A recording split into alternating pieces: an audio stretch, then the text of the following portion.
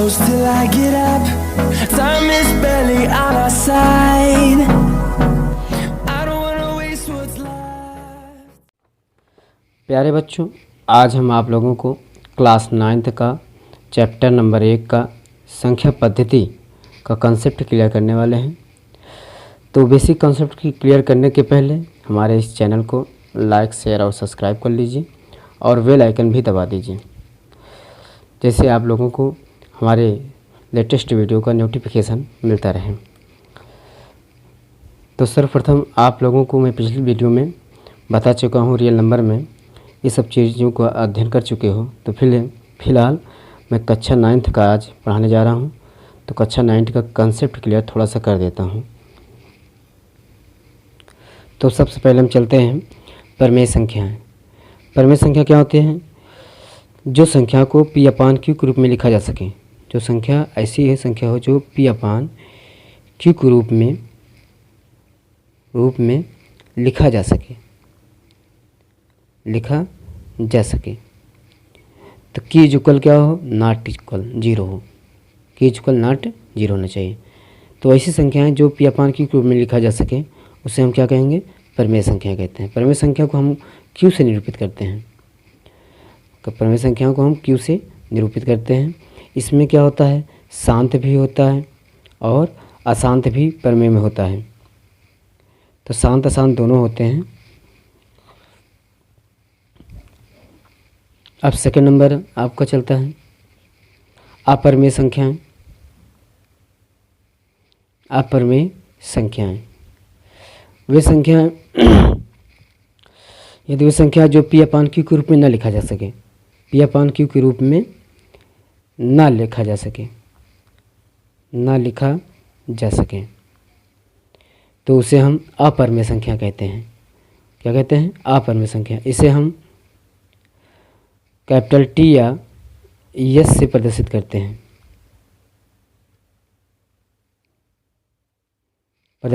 हैं।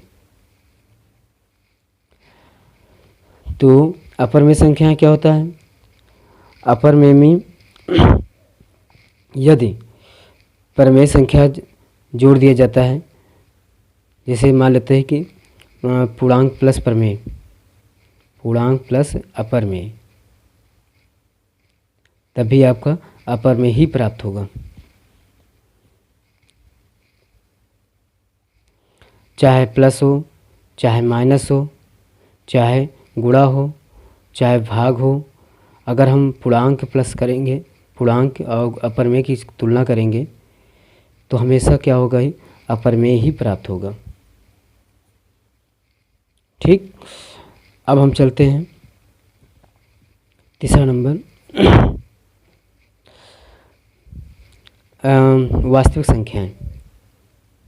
वास्तविक संख्याएं अर्थात रियल नंबर। तो रियल नंबर में हम जानते हैं क्या? जो संख्याएं परमेय और अपरमेय, का योग हो, या जो संख्याएं परमेय और अपरमेय संख्याओं का मिला दिया जाए, यदि हम किसी संख्या में परमेय और अपरमेय संख्या मिला दिया जाए तो उसे हम रियल नंबर कहते हैं। तो क्या कहेंगे? उसे हम वास्तविक संख्या कहते हैं। जैसे आपको हम बता दें, एक एग्जाम्पल बता देते हैं। तो एग्जाम्पल में जैसे हम √2 लिख दिया जाए, अब प्लस लिख दिया जाए आपका कोनो संख्या परमेय, तो 1/2। अगर इसको जब हल करेंगे तो आपका रियल नंबर ही आएगा, रियल नंबर। इसी प्रकार से अगर √3 में हम कोई भी संख्या परमेय जोड़ दें, परमेय तो हर चीज़ होता है, पूर्णांक होता है, पूरा पूर्णांक ही परमेय कहलाता है। तो पूर्णांक में आप 0 भी लिख सकते हो, -1 भी लिख सकते हो, 2 भी लिख सकते हो, 3 भी लिख सकते हो। तो इसमें आप कुछ कह नहीं सकते। अगर √3 में आप कोई भी पूर्णांक जोड़ देंगे तो आपका रियल नंबर ही प्राप्त होगा। तो रियल नंबर को हम कैपिटल आर से निरूपित करते हैं। अब चलते हैं चौथा नंबर।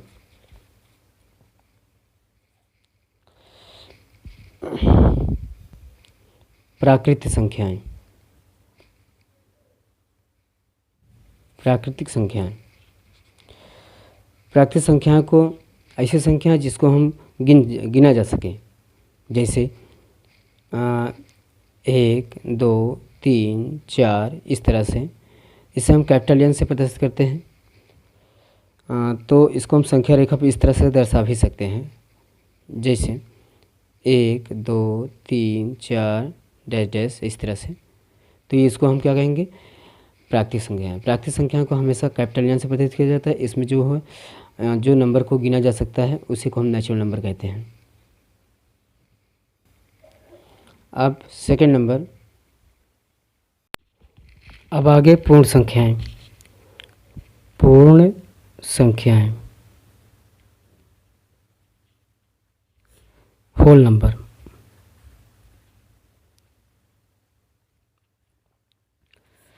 तो इसमें देखिए, सबसे पहले जो भी संख्या अगर नेचुरल नंबर है 1 2 3 4 इस तरह, और उसके आगे 0 लगा दिया जाए, उसमें 0 एक ऐड कर दिया जाए, तो वो आपका क्या हो जाएगा, एन के बजाय वो डब्ल्यू हो जाएगा, अर्थात होल नंबर हो जाएगा ये।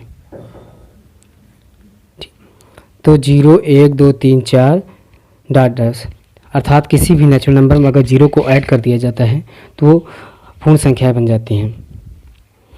जैसे पूर्ण संख्याओं को हम संख्या रेखा पर दर्शाते हैं, संख्या रेखा पर, तो आप ऐसा कर सकते हैं, अर्थात 0 2 1 2 3 4 डैश डैश। अब आगे हम पूर्णांक, तीसरा नंबर आपका है पूर्णांक, इंटीजर। इंटीजर्स वे संख्याएं हैं जिसमें ऋणात्मक भी हो, ऋणात्मक संख्याएं, धनात्मक संख्याएं और 0 भी हो और 0 भी हो, तो उसे पूर्णांक कहते हैं।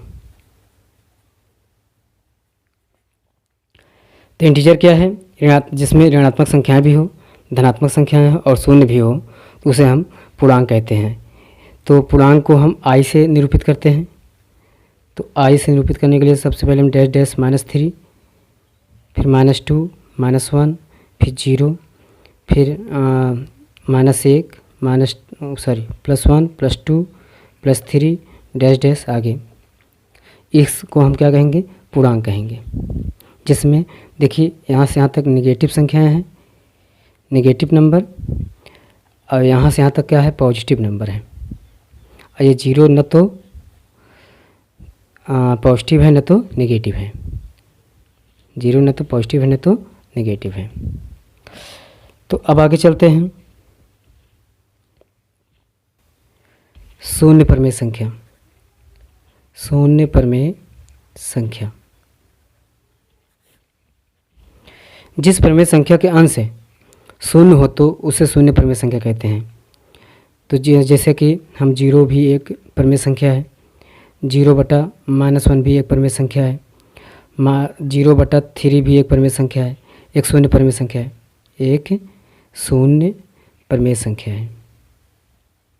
तो हमने क्या बताया, जिस परमेय संख्या का अंश 0 हो तो उसे शून्य परमेय संख्या कहते हैं। अब उसके बाद हम चलते हैं तुल्य परमेय संख्या। तुल्य परमेय संख्या,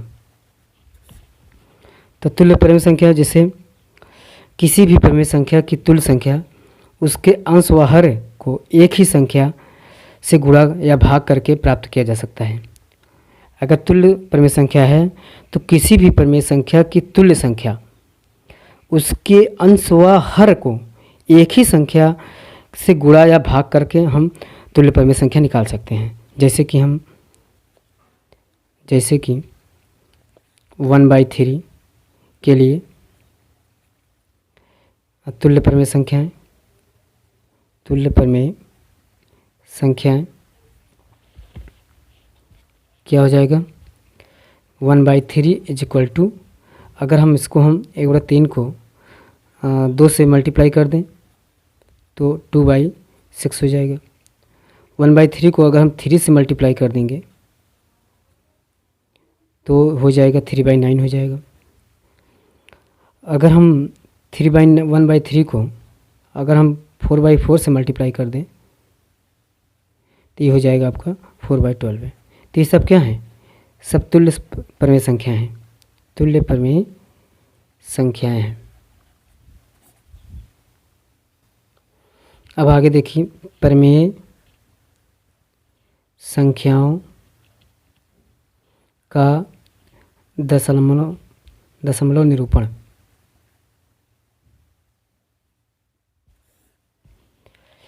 तो जिसमें देखिए एक प्रमेय संख्या को शांत अथवा अशांत आवर्ती दशमलव में निरूपित किया जा सकता है, अर्थात एक शांत दशमलव अथवा अशांत आवर्ती दशमलव संख्या को एक प्रमेय संख्या के रूप में व्यक्त किया जा सकता है। तो हमने बताया है कि प्रमेय संख्याएं और अप्रमेय संख्याएं, मतलब प्रमेय संख्या में जो होती हैं शांत और अशांत, वो दोनों क्या होती हैं, प्रमेय संख्याएं होती हैं।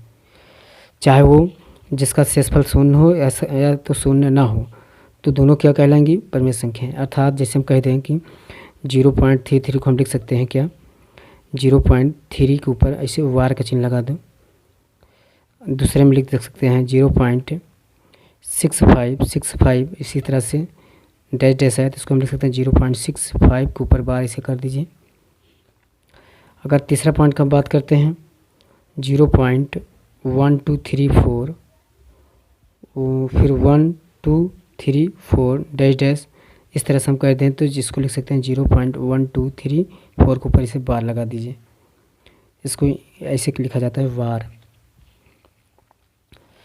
इसी प्रकार से अगर हम चौथे की बात करते हैं तो 0.81 और 21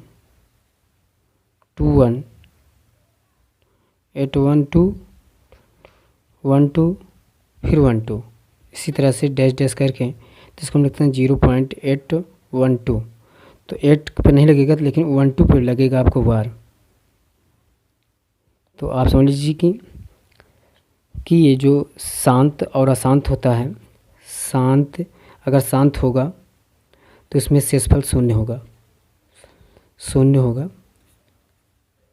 शेषफल शून्य होगा। अगर अशांत होगा वो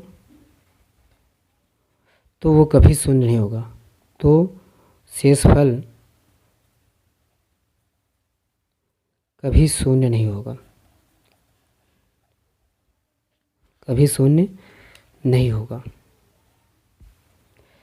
देखिए मतलब है कि शांत अशांत जो है वो प्रमेय संख्याएं ही हैं, शांत अशांत जो है प्रमेय, अतः ये प्रमेय संख्याएं ही हैं, प्रमेय संख्याएं ही हैं। अब आगे चलते हैं। यदि ए और बी वास्तविक संख्याएं हो तो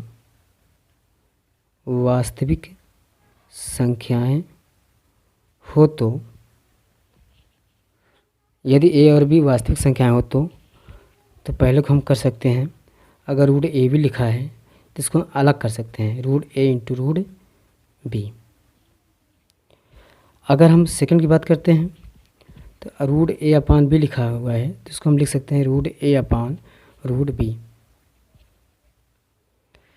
तीसरी की बात करते हैं हम, अगर root A plus root B लिखा हुआ है एक कोष्टक में और इंटू में लिखा है रूट ए माइनस रूट बी लिखा हुआ है तो इसको हम लिख सकते हैं total A minus B.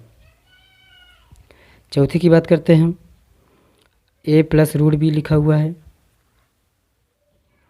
A minus root B लिखा हुआ है तो इसको हम लिख सकते हैं ए स्क्वायर माइनस बी।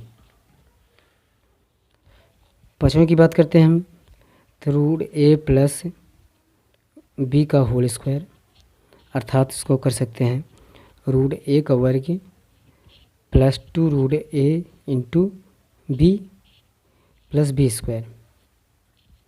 तो ए प्लस 2b या 2a root into B plus B square, इसका सलूशन ये हो जाएगा। 6 नंबर, अगर रूट ए करने में n लिखा हुआ है और पूरे को होल पावर n लिखा है तो इसको हम लिख सकते हैं ए की घाते 1/n का होल पावर n, तो इसको हल कर सकते हैं। तो 1 ए की घाते 1/n इंटू n, n से n कट गया तो बचा का 1/1 अर्थात ए आंसर। इसी प्रकार से हम 7 नंबर की बात करते हैं। तो एक करनी में n है, ए करनी में क्या है n है, और गुर्ते बी करनी में n भी है, अर्थात इसको लिख सकते हैं, दोनों को मल्टीप्लाई कर दीजिए रूट ए बी और करनी में n लिख दीजिए, इसको हम इतना कर सकते हैं।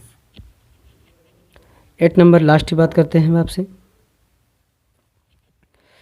n रूट में करनी में लिखा है और करनी में बी लिखा हुआ है n में, अर्थात इसको हम लिख सकते हैं एक ही करनी में a/b करनी के अंदर n, ये चीज़।